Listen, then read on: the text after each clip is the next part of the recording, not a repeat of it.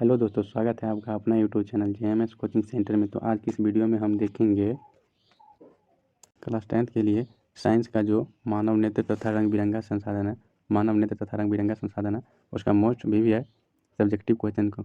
जैसे कि आप लोग जानते ही हैं, मानव नेत्र जो है, ये मानव नेत्र वो फिजिक्स में भी आता है और बायोलॉजी में भी आता है। तो इससे अधिकांश क्वेश्चन पूछा जाता है, ये चैप्टर दोनों में है।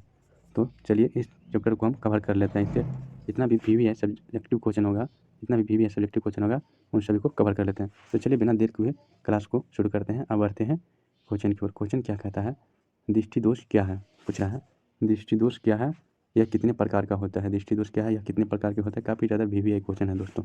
तो चलिए बिना देर के क्लास को शुरू करते हैं। तो दृष्टि दोष क्या है, दृष्टि दोष क्या है, यह कितने प्रकार का होता है दोस्तों। तो इसका उत्तर इस प्रकार लिखेंगे, सामान्य नेत्र द्वारा। सामान्य नेत्र द्वारा आप लोग जानते हैं न्यूनतम दूरी कितना देखा जाता है, तो 25 सेंटीमीटर, अधिकतम तो अनंत तक होता है। तो हम इसे लिखेंगे कैसे, सामान्य नेत्र द्वारा 25 सेंटीमीटर पर किसी वस्तु को स्पष्ट देखा जाता है। मैंने सामान्य नेत्र जो होता है उसके द्वारा 25 सेंटीमीटर की दूरी पर किसी वस्तु को स्पष्ट देखा जाता है जब इस स्पष्ट दर्शन की न्यूनतम दूरी पर वस्तु को स्पष्ट नहीं देख पाता है। जब इस स्पष्ट दृष्टि की न्यूनतम दूरी पर वस्तु को स्पष्ट नहीं देखा जाता है तो यह कहा जाता है कि नेत्र में दृष्टि दोष है। क्या कहा जाता है कि नेत्र में दृष्टि दोष है। मुख्यतः यह 4 प्रकार के होता है। अगर सामान्य नेत्र की न्यूनतम दूरी कितनी है, 25 सेंटीमीटर। अगर कोई भी वस्तु को 25 सेंटीमीटर की दूरी पर नहीं देखा जा सकता है तो उसे क्या कहते हैं कि यह दृष्टि दोष है। दृष्टि दोष कितने प्रकार के होते हैं, तो दृष्टि दोष मुख्यतः 4 प्रकार के होते हैं। दृष्टि दोष अगर पूछे तो मुख्यतः कितने प्रकार के होते हैं, तो दृष्टि दोष मुख्यतः 4 प्रकार के होते हैं। पहला देखिए, लघु दृष्टि दोष। पहला क्या होता है, तो पहला होता है लघु दृष्टि दोष, माने निकट दृष्टि दोष। लघु दृष्टि दोष का मतलब निकट दृष्टि दोष। तो बाद दूसरा होता है दीर्घ दृष्टि दोष, तीसरा होता है जरा दृष्टि दोष, और चौथा क्या होता है, अबिंदुकता। चौथा क्या होता है, तो अबिंदुकता। तो दृष्टि दोष अगर पूछे तो दृष्टि दोष कितने प्रकार का होता है, तो ये होता है 4 प्रकार के। कितने, तो 4 प्रकार का होता है, 4 प्रकार का।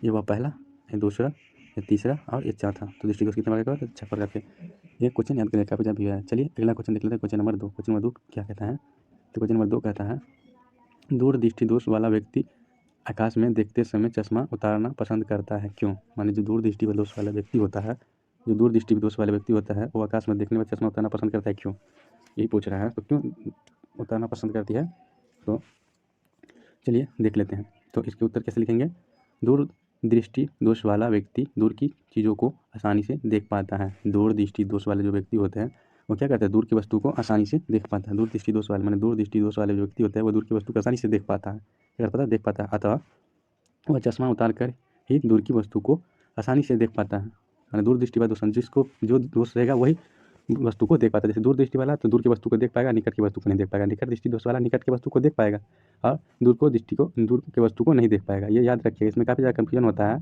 कि दूर दृष्टि दोष है तो इसका मतलब दूर का वस्तु नहीं दिखता होगा। नहीं, ऐसा नहीं होता है। दूर दृष्टि दोष है तो इसका मतलब है कि दूरी की वस्तु देखता है और निकट की वस्तु नहीं देखता है। तो आप लोग जानते हैं कि आकाश काफ़ी दूर है, तो इसी लेकर के चश्मा उतार के देखता है दूर दृष्टि दोष वाला। यही कारण है कि दूर दृष्टि दोष वाला व्यक्ति आकाश की ओर देखने पर अपना चश्मा उतार लेता है। क्या कारण है, तो दूर की वस्तु को आसानी से देख पाता है, निकट की वस्तु नहीं देखता है, तो आकाश काफ़ी ज़्यादा दूर है। यही कारण है कि आकाश को देखने में दूर दृष्टि दोष वाले व्यक्ति अपना चश्मा उतार लेता है। चलिए ये क्वेश्चन आप लोग को याद ही हो गया होगा। अगला क्वेश्चन देख लेते हैं, क्वेश्चन नंबर 3। क्वेश्चन नंबर 3 क्या कहता है, तो क्वेश्चन नंबर 3 कहता है, निकट दृष्टि दोष और दूर दृष्टि दोष में किन्हीं 3 अंतर को लिखें। माने निकट दृष्टि दोष और दूर दृष्टि दोष में किन्हीं 3 अंतरों को लिखने के लिए कह रहा है। क्या कह रहा है, तो निकट दृष्टि दोष और दूर दृष्टि दोष में किन्हीं 3 अंतरों को लिखे। क्या बोल रहा है, निकट दृष्टि दोष और दूर दृष्टि दोष में किन्हीं 3 अंतरों को लिखे, किन्हीं 3 अंतरों को लिखे। तो चलिए हम लोग देख लेते हैं क्वेश्चन को क्या कहता है। तो उत्तर में देखिए, दूर दृष्टि दोष वाला व्यक्ति दूर की चीज़ को स्पष्ट देख पाता है। आप लोग को हम पहले ही बता दें कि दूर दृष्टि दोष वाला क्या करता है, तो दूर की वस्तु को स्पष्ट देख पाता है। तो पहला पॉइंट ये हो गया कि दूर दृष्टि वाले दूर की वस्तु को स्पष्ट देख पाते हैं, लेकिन निकट दृष्टि दोष वाले व्यक्ति दूर की वस्तु को नहीं देख पाते हैं। लेकिन निकट दृष्टि दोष वाले जो व्यक्ति होते हैं वो क्या करता है, तो दूर की वस्तु को नहीं देख पाते हैं। आगे एक पॉइंट हो गया। दूसरा पॉइंट में क्या लिखेंगे कि दूर दृष्टि दोष वाले व्यक्ति दूर दृष्टि दोष वाले व्यक्ति नज़दीक की वस्तु को स्पष्ट नहीं देख पाते हैं। दूर दृष्टि दोष वाले व्यक्ति जो होता है वो निकट की वस्तु को स्पष्ट नहीं देख पाते, लेकिन निकट दृष्टि दोष वाले व्यक्ति आसानी से स्पष्ट देख पाता है। क्या कर पाता है, तो स्पष्ट देख पाता है निकट की वस्तु को। चलिए तीसरा पॉइंट लिखेंगे। तीसरा पॉइंट यही लिखेंगे, दूर दृष्टि दोष के निवारण में चश्मा में उत्तर लेंस का प्रयोग किया जाता है। ये काफ़ी ज़्यादा इंपॉर्टेंट क्वेश्चन है। ऑब्जेक्टिव में ये पूछा जाता है कि दूरदृष्टि दोष को निवारण के लिए किस लेंस का उपयोग किया जाता है, तो दूरदृष्टि को निवारण के लिए उत्तल लेंस का उपयोग किया जाता है। किस लेंस का उपयोग किया जाता है? उत्तल लेंस का। और लेकिन निकट दृष्टि दोष वाले व्यक्ति के चश्मा में किस लेंस का उपयोग किया जाता है? तो ये अवतल लेंस का। निकट में अवतल लेंस और दूर में उत्तल लेंस। ये इंपॉर्टेंट क्वेश्चन है, ये ऑब्जेक्टिव में भी बार बार पूछा जाता है, इसे याद कर लीजिए। ये जो क्वेश्चन है जो भी क्वेश्चन है, इसे याद कर लीजिए। चलिए नेक्स्ट क्वेश्चन देख लेते हैं। क्वेश्चन नंबर 4 क्या कहता है? आँखों की सुग्राहिता का क्या अर्थ है? आँखों की सुग्राहिता का क्या अर्थ है? तो आँखों का सुग्राहिता का क्या अर्थ है दोस्तों? तो मध्यमा प्रकाश में भी वस्तु को देखने वाला आँख को सुग्राही आँख कहा जाता है। क्या कहा जाता है? तो सुग्राही आँख कहा जाता है। यह गुण सुग्राहिता कहलाती है। गुण क्या कहलाती है? तो सुग्राहिता कहलाती है। चलिए नेक्स्ट क्वेश्चन देखते हैं। क्वेश्चन नंबर 5 कहता है मानव नेत्र। क्या कहता है? तो नेत्र में जरा दृष्टि दोष का क्या कारण है? नेत्र में जरा दृष्टि दोष का क्या कारण है? यह देखिए आंसर में क्या लिखेंगे? तो आंसर में लिखेंगे यह बुढ़ापे का नेत्र दोष है। यह क्या है? तो बुढ़ापे का नेत्र दोष है। जब बुढ़ापा होता है तब यह दोष होता है। इस उम्र में नेत्र में सिलियरी पेशिया का इस उम्र में नेत्र में क्या होता है? तो सिलियरी पेशिया का लचीलापन समाप्त हो जाता है। सिलियरी पेशिया ना लचीलापन होता है, वो क्या होता है? तो समाप्त हो जाता है बुढ़ापे में। नेत्र में संधान शक्ति की कमी के कारण दूरबिंदु और निकट बिंदु का समंजन नहीं हो पाता। क्या नहीं हो पाता? तो समंजन नहीं हो पाता है। इसे ही नेत्र में जरा दृष्टि का दोष कहते हैं। क्या होता है? इसे नेत्र में जरा दृष्टि दोष होता है। इसे ही नेत्र का जरा दृष्टि दोष भी कहते हैं। तो ये भी क्वेश्चन काफ़ी ज़्यादा VVI है। क्या VVI क्वेश्चन है? अगर पूछ दें कि नेत्र में जरा दृष्टि दोष क्यों होता है, तो आप लोग जान ही हुए होंगे कि जो बुढ़ापे में होता है ये बीमारी, इसमें क्या होता है? तो सिलियरी पेशिया जो है ना, वो लचीला समाप्त हो जाता है। बुढ़ापे होने पर लचीलापन समाप्त हो जाता है। नेत्र में संधान शक्ति को कमी हो जाती है। इसी के कारण नहीं दूर की वस्तु को स्पर्श देख पाते, नहीं निकट की वस्तु को, इसी को कहते हैं नेत्र में जरा दृष्टि दोष। चलिए अगला क्वेश्चन देख लेते हैं। क्वेश्चन नंबर 6 कहता है जरा दृष्टि दोष जरा दूरदृष्टिता क्या है? जरा दूरदृष्टिता क्या है? तो चलिए इस क्वेश्चन का हम उत्तर देख लेते हैं।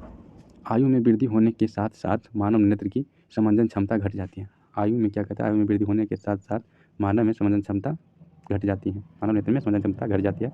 अधिकांश व्यक्तियों का निकट बिंदु दूर हट जाता है। क्या होता है? दूर हट जाता है। संशोधित चश्मा के बिना उन्हें पास की वस्तु को आराम से नहीं देख पाता है। वो क्या करता है? तो पास की वस्तु को आराम से नहीं देख पाता है, कठिनाई होती है उसको देखने में। इस दोष को जरा दूरदृष्टिता कहा जाता है। क्या कहा जाता है? तो जरा दूरदृष्टिता कहा जाता है। यह दोष पश्चमाभि पेशिया के धीरे धीरे दुर्लभ होने, यह दोष किसके कारण होता है? पश्चमाभि पेशिया के धीरे धीरे दुर्लभ होने तथा क्रिस्टलीय लेंस के लचीलेपन में कमी आने के कारण उत्पन्न होता है। क्या होता है? तो लचीलेपन में कमी आने के कारण होता है। चलिए और आगे देख लेते हैं। कमी आने के कारण होता है।